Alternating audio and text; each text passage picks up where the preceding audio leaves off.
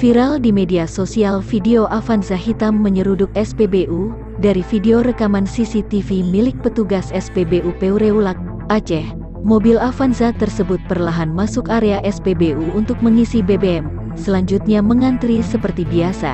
Namun saat mendekati boks pengisian BBM, tiba-tiba mobil melaju kencang hingga tidak bisa dikendalikan dan menabrak apa yang ada di depannya, termasuk menabrak seorang pengendara motor yang antre.